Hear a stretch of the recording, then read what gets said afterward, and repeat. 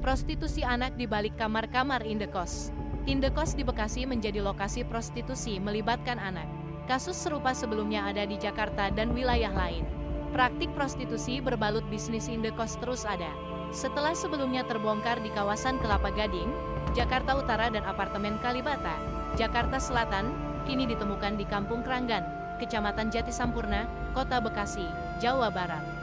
Pun sama dengan kasus-kasus sebelumnya, sebagian pekerja seks komersial di Kranggan masih anak-anak. Mereka berasal dari Jakarta juga daerah lain di Jawa Barat. Praktik itu disebut telah ada sejak 2015. Praktik ini terendus ketika Polres Metro Bekasi Kota menangkap muncikari D17 dan OM alias Ed.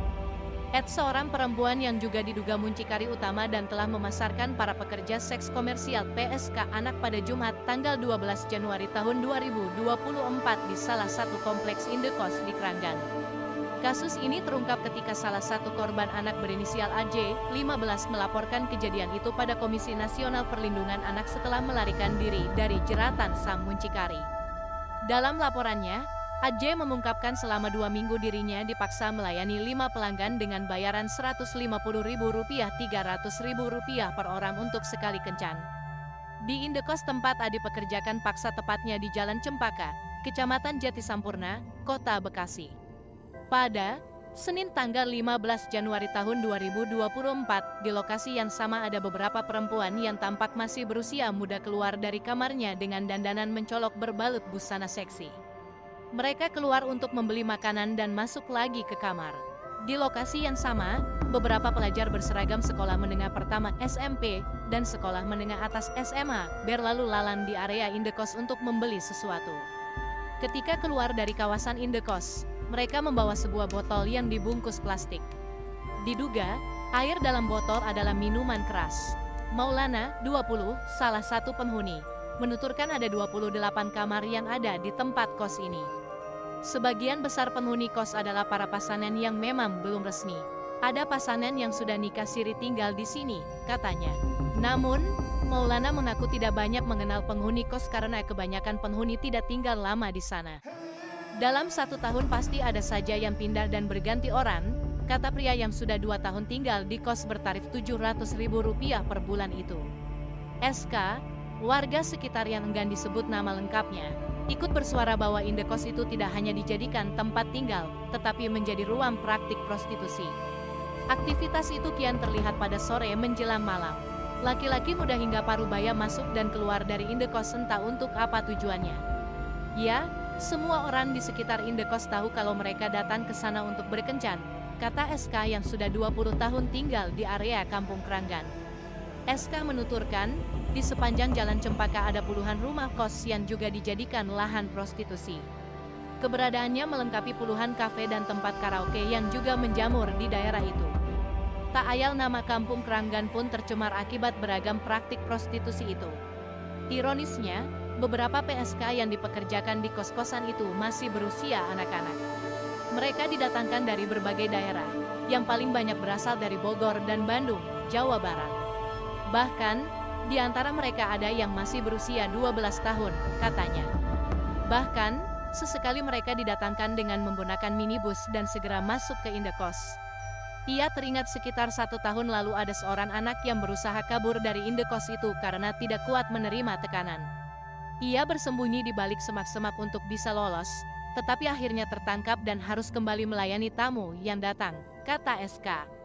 Korban anak sangat sulit meloloskan diri dari jeratan pemilik indekos karena mereka dijaga ketat oleh para muncikari dan pasukan pengamanan yang berjaga di sekitar indekos. Untuk makan saja, mereka dikawal tidak boleh keluar dari area kos-kosan, katanya. Praktik prostitusi di balik bisnis indekos diperkuat oleh pengungkapan Polres Metro Bekasi Kota. Dalam pengungkapan itu, 2 orang ditetapkan sebagai tersangka. Ada Ed yang berperan sebagai muncikari utama yang mengatur seluruh kegiatan di dalam area indekos. Kemudian D, tersangka yang masih di bawah umur, bertugas menjerat anak di bawah umur lainnya untuk melayani pria hidung belang. Salah satu korban D adalah AJ, 15. Kepala Satuan Reserse Kriminal Polres Metro Bekasi Kota Ajun Komisaris Besar Muhammad Firdaus menjelaskan, dalam aksi perekrutan anak di bawah umur, Ed menyuruh D untuk mendekati korban lalu menebar janji manis diiming-imingi mendapatkan pekerjaan dengan gaji besar.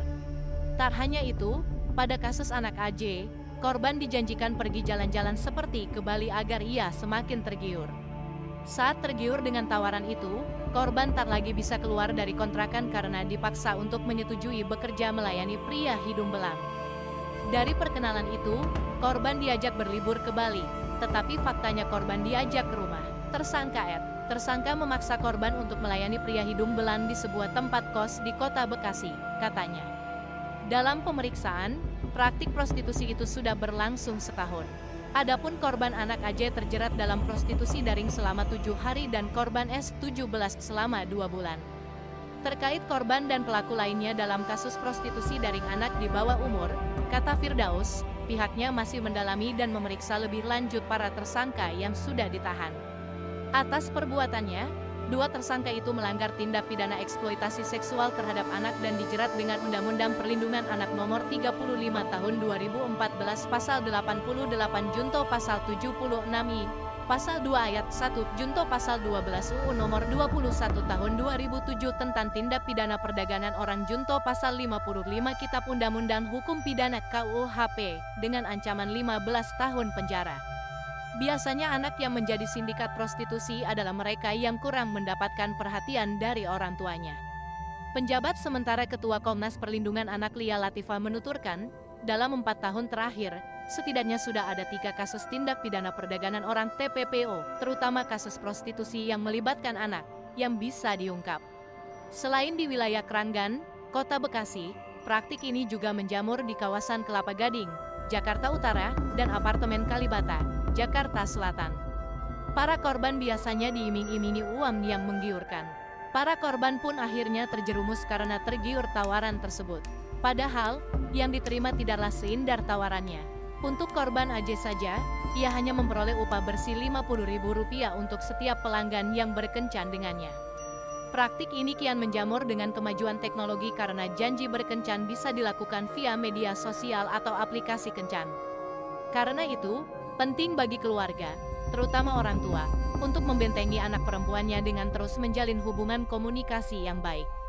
Ketika gelagat sang anak tampak mencurigakan, orang tua harus berdiskusi dengan anak itu. Misalnya ada gawai bagus yang digunakan anak, dan orang tua merasa tidak pernah membelikannya. Patut ditanyakan dari mana barang itu berasal. Rasa curiga ini penting agar anak tetap bisa terpantau, ujar Lia. Biasanya anak yang menjadi sindikat prostitusi adalah mereka yang kurang mendapatkan perhatian dari orang tuanya, katanya menambahkan. Menurut pengamat sosial Devi Rahmawati, kota besar seperti Jabodetabek memiliki sisi gelap yang telah menjadi rutinitas laiknya kehidupan normal. Fenomena prostitusi daring yang melibatkan anak di bawah umur tidak selalu bisa dipandang sebagai masalah ekonomi atau selalu menjerat korban dari kalangan kelas menengah bawah. Namun, ada juga lapisan sosial dan budaya yang dibungkus dalam gaya hidup dan eksistensi diri. Itu semua berkembang seturut perkembangan zaman dan teknologi informasi. Adapun keberadaan prostitusi bukannya tidak terendus oleh warga sekitar. Mereka sadar jika ada sesuatu yang mencurigakan atau melanggar aturan. Dalam buku Metropolis and Mental Life karya sosiolog Jerman, George Simmel, kehidupan kota memiliki ragam dan perbedaan komunitas dan individu yang bercampur dengan realitas kota yang cepat. Hal itu membuat warga kehilangan empati dan lebih bereaksi menggunakan kepala, rasional pikiran, daripada hati perasaan. Oleh sebab itu, ketika melihat sesuatu yang tidak beres, mereka memakai rasional pikiran dengan tidak mencampuri urusan orang. Perasaan kerap diabaikan jika melihat ada sesuatu yang ganjil sehingga tidak ada tindakan untuk mencegah hingga meniadakan risiko buruk. Seakan ada perilaku cuek, orang dengan sadar saling membangun jarak. Bagaimana kemudian dia bisa tahu di tempat itu ada prostitusi? Membentengi diri karena tidak saling mengenal apakah dia baik atau jahat. Kota padat di Jabodetabek itu tidak membuat warga saling berinteraksi karena latar belakang yang berbeda, kata Devi. Karena itu, kepekaan baik dalam keluarga dan masyarakat sangat dibutuhkan untuk mengikis praktik prostitusi yang sampai mengorbankan anak. Anak-anak penerus bangsa wajib dilindungi.